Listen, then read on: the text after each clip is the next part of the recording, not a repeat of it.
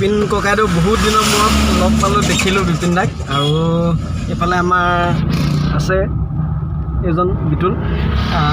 তো বিপিন দাই লৈ আহিছে। আজি আমি এটা কথা ভাল লাগিছে, কিন্তু গোটেইকেইজনে আজি ৰাহুৱে মিলিছে নে কেতুৱে মিলিছে নে কি মিলিছে নাজানো, গোটেইকেইজনে কিন্তু মুখৰ অৱস্থা একে মুখৰ অৱস্থা একে। ৰাহু কেতু মিলি পেলাই মুখৰ অৱস্থা একে হৈ আমি আচলতে এজন বেলেগ মানুহ এজনৰ ওচৰলৈ আহি আছোঁ।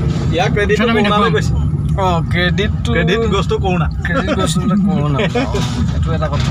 ব্যক্তিজন খুব চৰ্চা হৈ আছে যে এই শিৱসাগৰ জিলাৰ লাকোৱাজি মাউতগাঁও আছে। মাউতগাঁৱত 100 বছৰ গৰকা বৰ্তমান সময়ত এক আচলতে খুব পাবলৈ টান, কঠিন, খুব কম সংখ্যকে আচলতে আছে। হতাই গৰকাৰ এজন ককা। এই হতাই গৰকা ককা নামটো মই কৈছোঁ নোমল বৰগোহাঁই। এইখন গাঁৱৰ এই ব্যক্তিজনৰ ওচৰলৈ অহাৰ সৌভাগ্য আমাৰ হৈছে। এই 100 বছৰ গৰকা মৰমৰ ককাজনে আচলতে তেখেতক এষাৰ মাত দিবলৈ, তেখেতৰ পৰা আশীৰ্বাদ ল'বলৈ আৰু আপোনালোকক তেখেতৰ বিষয়ে কিছু কথা জনাবলৈ আচলতে নীলাঞ্জনে মোক লৈ আহিছে। আৰু মই যিমানখিনি পাৰিছোঁ ভাইটি নীলাঞ্জনক সহযোগ কৰি তেওঁ ইউটিউব চেনেলটো আচলতে আপোনালোকে ছাবস্ক্ৰাইব কৰিব আৰু চাই থাকিব, এইখিনি আহ্বান কৰিছোঁ। আৰু ককাৰ পৰা আমি আশীৰ্বাদ বিচাৰিছোঁ।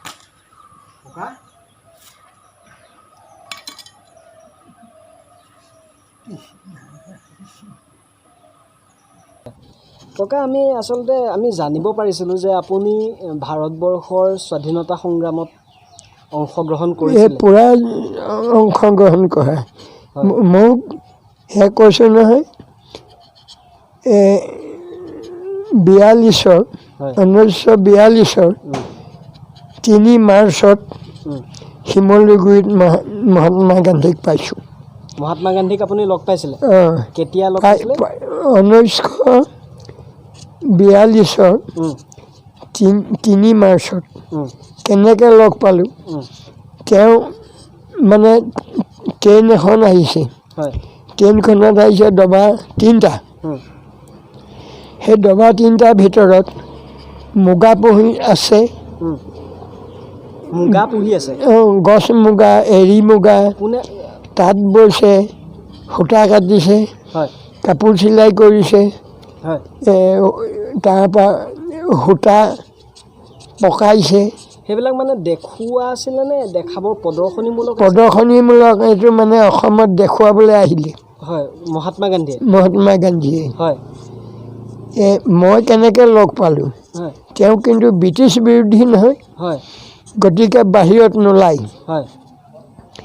মই ট্ৰেইনৰ ডবাটোত উঠিলোঁ, উঠি পেলাই চালোঁ আটাইখিনি।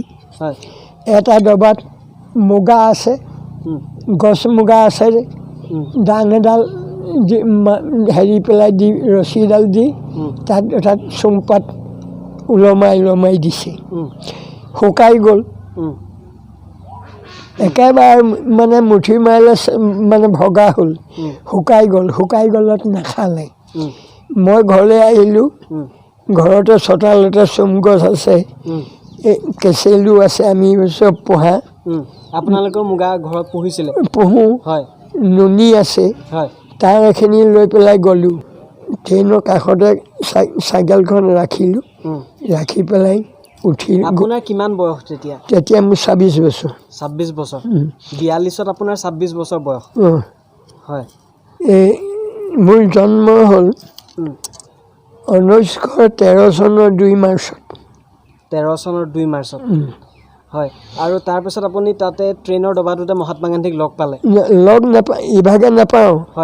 যেতিয়া মুগাক মানে পাত দিলোঁ, সেই যিজনে পালন কৰি আছে তেওঁ মানে পাত মুগাক যেতিয়া দিলে পূৰা মুগাই খোৱা ব্যস্ত। তাৰপৰা অলপ আগতে মানে মহাত্মা গান্ধী আছে, সৰু ৰুম এটা ডবাটোত। এনে দৰ্জা মুখত নহয়, এইখন যেনিবা দৰ্জা, এনেকুৱাত আঙুলিটো মাৰি দিলে। মানে তেতিয়া দৰ্জাখন খুলিলে। তেতিয়া কৈছে এওঁ মুগাৰ দানা আনি দিছে, দানা বুলি কৈছে দেই, দানা আনি দিছে। তেতিয়া মোক সুধিছে তুমি কেনেকৈ জানিলা? অসমীয়াই কৈছে মহাত্মা গান্ধী। তেওঁ 14টা ভাষা জানে। অসমীয়াই কৈছে। মই বোলো বাবা আমি এইবিলাক পুহোঁ। এই যিটো চুমপাত খায় সেইটো বাহিৰত গছত লগাওঁ, চুম গছত। আৰু যিটোৱে কেঁচেলু পাত খায় সেইটো ভিতৰত থাকে। আৰু যিটো নুনি পাত খায় পলু সিও ভিতৰত থাকে। এইবোৰ আমি পুহোঁ। তেনেকৈ আপুনি মহাত্মা গান্ধীক লগ পালোঁ। তাৰ কিমান বছৰ আগৰ পৰা আচলতে আপুনি স্বাধীনতা সংগ্ৰামত জড়িত আছিল? নহয়, মই সেই তেখেতক লগ পোৱাৰ পৰাহে জড়িত। তেতিয়াৰ পৰাহে আপুনি স্বাধীনতা সংগ্ৰামত? এই 1942 তেওঁ আহিছে। 3 মাৰ্চত মই 3 মাৰ্চত তেখেতক লগ পাইছোঁ। তেতিয়া কৈছে তোমালোকে গাবা ইনকলাব জিন্দাবাদ, ইনকলাব জিন্দাবাদ, ভাৰত আমাৰ, ভাৰত আমাৰ, ব্ৰিটিছ হটাও, ব্ৰিটিছ হটাও, জয় আই অসম, জয় আই অসম। এইকেইটা আমাক গাবলৈ কৈছে। যোৰহাটৰ এজন আছিলে ৰবীন কাকতি, যোৰহাটৰ। নামটি দিকচুত আছিলে বলোৰাম ফুকন। ধোপাবৰ ৰদৈ পুখুৰীত আছিলে মিঠাৰাম কোঁৱৰ। আৰু এইপিনে ধামধলিত আছিলে সৰুৰাম কোঁৱৰ। সেইখিনি আপোনাৰ লগৰ আছিলে। হয়। আৰু নহয়, ভাৰতবৰ্ষৰ তেনেকুৱা মানে মহাত্মা গান্ধীৰ সমপৰ্যায়ৰ তেনেকুৱা কোনো সৰ্বভাৰতীয় স্বাধীনতা সংগ্ৰামীক আপুনি লগ পাইছিলে নেকি? আৰু নাই পোৱা। আৰু নাই পোৱা। সেইদিনাই যি লগ পোৱা, আৰু তেখেতক নাই পোৱা। তাৰপিছত তেখেতক লগ পাই অহাৰ পিছত আপুনি কেনেধৰণে জড়িত হ'ল? তাৰপিছত লগৰ এইখিনি মানুহ চিনি পাওঁ নহয়। দুৰ্গা গগৈ, মহিৰাম গগৈ, যেনে এইভাগেদি এইখিনি চিনি পাওঁ। চিনি পাওঁ। চিনি পালে তেতিয়াই পিনে লাকুৱাত আছিলে উমা ৰাজকোঁৱৰ। উমা ৰাজকোঁৱৰ সেইসকল স্বাধীনতা সংগ্ৰামী আছিলে। তেওঁলোক আছিল। সেইদিনাৰ পৰা তেওঁলোকে মোক লগ নেৰিলে আৰু ময়ো নেৰিলোঁ তেওঁলোকৰ লগত। আপোনালোকে কেনেদৰে জড়িত হৈ মিটিং? গাঁৱে গাঁৱে মিটিং সেইভাগে।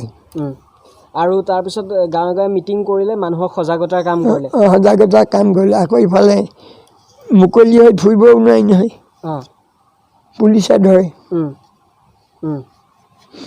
তো আপোনালোকে এই গাঁওবিলাকত কেনেকুৱা ধৰণে মানুহক সজাগতা কৰিছিলে? মুকলি যদি হ'ব নোৱাৰে তেতিয়া সভা সমিতি এইবোৰ কৰি আৰু মানে মাইকী মানুহ, ডেকা মানুহ যায়।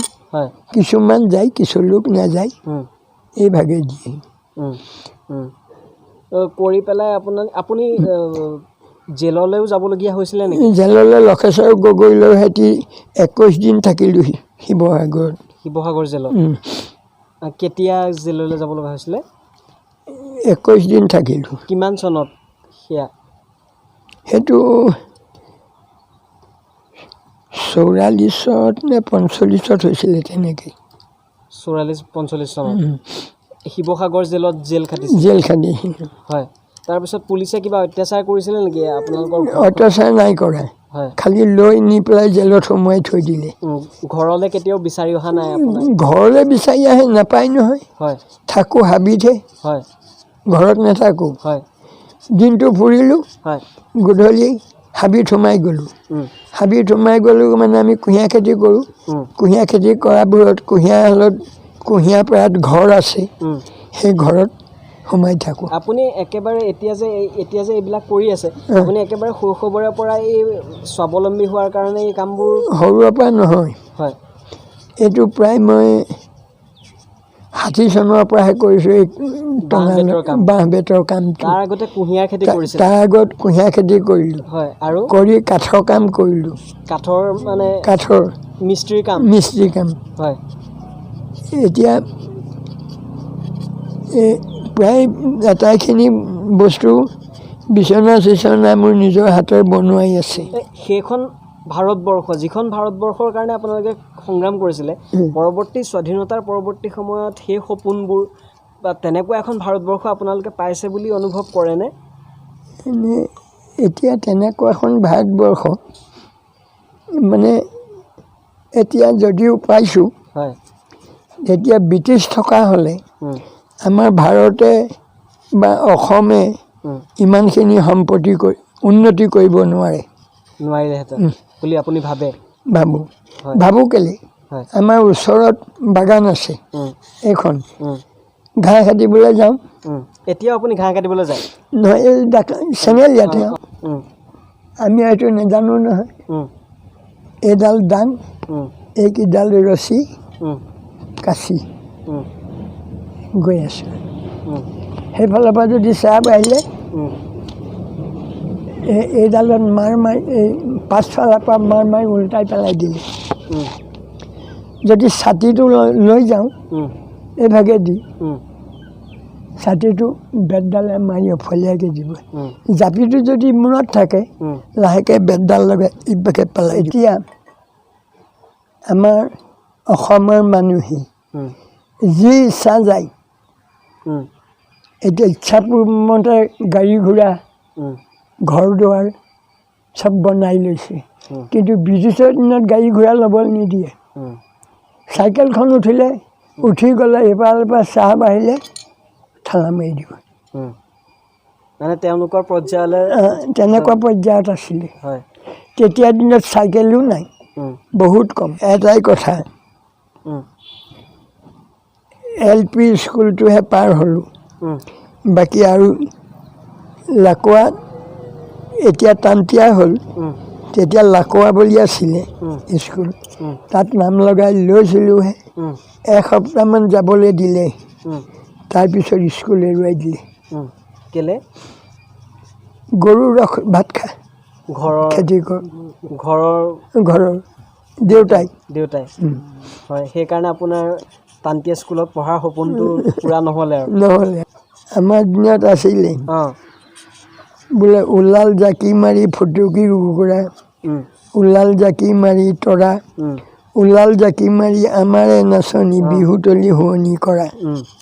এই এনেকুৱাবোৰ নাম আছিল। কিডাল থাকিব এই ছটা কাঠ, ইমান দূৰত ৰছীডাল থাকিব এই কাঁড়।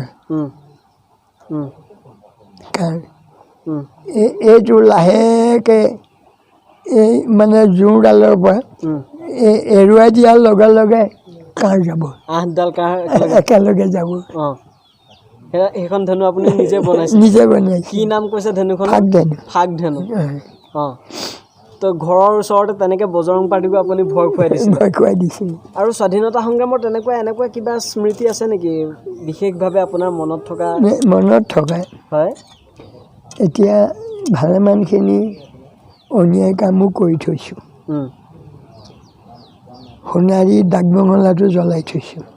আপোনালোকে? মই সোণাৰী ডাকবঙলা জ্বলাই দিছিলে? মানে হেৰি কৰি কোনেও সাহস নকৰিলে, মই বোলো মই জ্বলাই দিম। সোণাৰী ডাকবঙলাত তেতিয়া ব্ৰিটিছ বাহিনীয়ে চাহাবগল আছিলে, সেইটো জ্বলাই দিলোঁ। তাৰপিছত তেনেকৈ জ্বলালোঁ। মৰাপাতত ঘৰত খেতি হয়, ভালকৈ বগা কোমল মৰাপাত অলপমান ল'লোঁ, লৈ পেলাই মানে জুই চলা দুটা আনিলোঁ। জুই চলা দুটা চব এইটো খাৰ নহয়, ইমানটা কাটি খাৰকেইটা ল'লোঁ, ৰছীডাল পকালোঁ আৰু পকাই চব জুই চলা খাৰবোৰ ৰছীডালৰ মাজত সুমুৱাই দিলোঁ। ঢিলাকৈ পকাইছোঁ ৰছীডাল, তাৰপৰা আৰু সেইডাল মানে মোনাত ভৰাই থৈ দিছোঁ। গ'লোঁ, সুবিধা পোৱা নাই। লগত গৈছে দুৰ্গা গগৈ, লক্ষেশ্বৰ ৰাজকোঁৱৰ, মই, আমি তিনিটাহে মানুহ, বেছি নাই যোৱা। সুৰুঙা হ'ল,